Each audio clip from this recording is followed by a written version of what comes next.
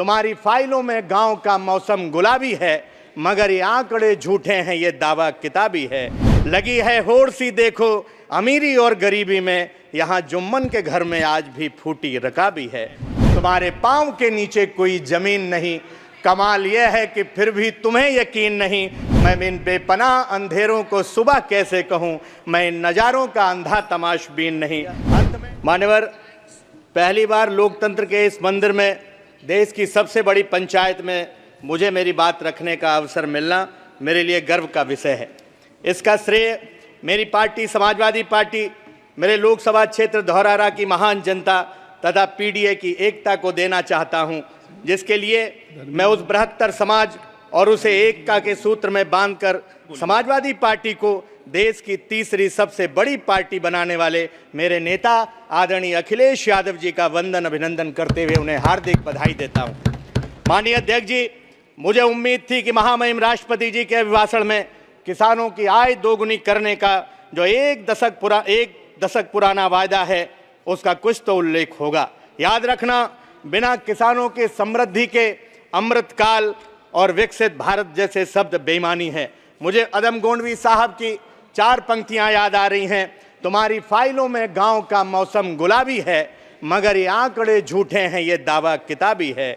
लगी है होड़ सी देखो अमीरी और गरीबी में, यहाँ जुम्मन के घर में आज भी फूटी रकाबी है। क्या हालत है आज किसानों की। किसान कर्जे तले दबा हुआ है। आवारा पशुओं और सांडों ने खेत में तबाही मचा रखी है। सड़क पर किसान और आम आदमियों की सांड जान ले रहे हैं। तेंदुओं ने पूरे हमारे लोकसभा क्षेत्र में आतंक मचा रखा है। 2022 के विधानसभा के चुनाव में स्वयं माननीय प्रधानमंत्री जी ने बहराइच की जनसभा में कहा था कि 10 मार्च के बाद आवारा पशुओं की जिम्मेदारी मेरी होगी। मैं माननीय प्रधानमंत्री जी को उनका वादा याद दिलाना चाहता हूं। नवगठित 18वीं लोकसभा की पहली बैठक ऐसे कालखंड में हो रही है जब भारत की तरुणाई अपनी जायज मांगों को लेकर सड़कों पर उतरी हुई है। अति महत्वपूर्ण भर्ती परीक्षाओं का प्रश्न पत्र लीक होने जैसी परंपरा भारतीय जनता पार्टी की सरकार के कार्यकाल में पड़ी है। देश भर के कर्मचारी पुरानी पेंशन की जायज मांग कर रहे हैं। यूपी के शिक्षा मित्र सैकड़ों की संख्या में आत्महत्या कर रहे हैं। महंगाई, बेरोजगारी ने आम आदमी का जीना दुश्वार कर रखा है। मैं देश के इन युवाओं को, इन सभी कमेरा वर्ग के लोगों को पूरी जिम्मेवारी के साथ कहना चाहता हूं, ये विश्वास दिलाता हूं कि समाजवादी पार्टी आपकी आवाज़ बुलंद करती रहेगी। हमने ये सोच कर तलवार उठा ली, बढ़कर जुल्म सहना भी तो जालिम की तरफदारी है। सभापति जी, यहाँ आने से पहले नई संसद के बारे में काफ़ी कुछ सुना था, लेकिन अंदर घुसते ही कदम ठिठक गए जब फर्श पर हमने मोर पंख की प्रतिकृति देखी। हमारे हिंदू धर्म में ये पवित्र मोर पंख माना गया है जो ऊर्जा देता है। स्वयं भगवान श्री कृष्ण ने अपने माथे पर इसको मान देने का काम किया था। अपने सदन की आलोचना नहीं जी। ये जो सदन या परिसर है पार्लियामेंट का, ये स्पीकर के डोमेन में है। आप जो मिल हैं वो सुझाव दे देंगे। ये कहीं ना कहीं इसको हटाना चाहिए, इसलिए मैं इसको हटाने की मांग करता हूं। माननीय सभापति जी, माननीय सभापति जी, आपने मुझे बीच में टोक दिया। टोका नहीं, करेक्ट किया। आपको हमने केवल करेक्ट करने को, आपकी मेडिन स्पीच, माननीय सभापति जी, आपकी मेडिन स्पीच है, इसलिए मैं टोक नहीं रहा। माननीय सभापति जी,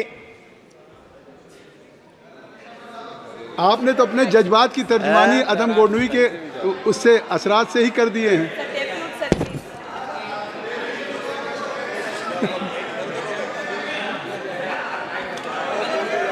नहीं, माननीय सभापति जी, अब आपने, चूंकि मैं सरकार पर ज्यादा हमलावर था इसलिए शायद आप मुझे टोक रहे थे, लेकिन मैं इतना कहना चाहता हूं, सत्ता पक्ष भले ही महामहिम राष्ट्रपति जी के अभिभाषण के मार्फत ये दावा करे कि उसकी बहुमत की सरकार बनी है, लेकिन देश हकीकत जानता है कैसे ये बैसाखियों पर टिकी हुई सरकार है। यहाँ दुष्यंत कुमार जी की 4 पंक्तियां मुझे बरबस याद आ रही हैं। तुम्हारे पाँव के नीचे कोई जमीन नहीं, कमाल यह है कि फिर भी तुम्हें यकीन नहीं। मैं इन बेपनाह अंधेरों को सुबह कैसे कहूँ, मैं इन नज़ारों का अंधा तमाशबीन नहीं। अंत में मैं नैमिषारण्य की पवित्र पुण्य भूमि छोटी काशी गोला की पवित्र पुण्य भूमि, महाराजा छीता पासी की पवित्र पुण्य भूमि के नमन करते हुए आदरणीय नेताजी के चरणों में नमन करते हुए अपनी बात को समाप्त करता हूं। जय भीम, जय भारत, जय समाजवाद। बहुत बढ़िया, धन्यवाद आनंद जी। बहुत बढ़िया। पैनोरमा ग्रुप, जो सोचता है वो करता है। ये लो मुंह मीठा करो, आज मैंने अपना जॉब छोड़ दिया, अब हम पूर्णिया वापस जाएंगे। जॉब छोड़ दिया है? मतलब ये घर कैसे चलेगा? हम करेंगे क्या? और माँ बाबूजी क्या बोलेंगे? इसलिए मैं एक और मिठाई का डब्बा लाया। अपने बिजनेस के लिए लोन अप्रूव हो गया। अरे लोन अप्रूव हो गया वो तो ठीक है, लेकिन पूर्णिया में हम रहेंगे कहाँ? अपना घर भी तो नहीं है वहाँ। इसलिए तो एक और मिठाई का डब्बा अलग से लाया हूँ। हमने पूर्णिया में घर ले लिया है, पूर्णिया के ई होम्स पैनोरमा में। पूर्णिया में पैनोरमा ग्रुप लेकर आए हैं ई होम्स पैनोरमा, बड़ा घर, आलीशान जिंदगी और अत्याधुनिक सुविधाओं के संग। अरे अरे, अब क्यों मुंह मीठा करवा रही हो? क्योंकि हम घर वापसी जो कर रहे हैं। घर वापसी की खुशी पूर्णिया में ई होम्स पैनोरमा के संग। E homes panorama, luxurious lifestyle redefined.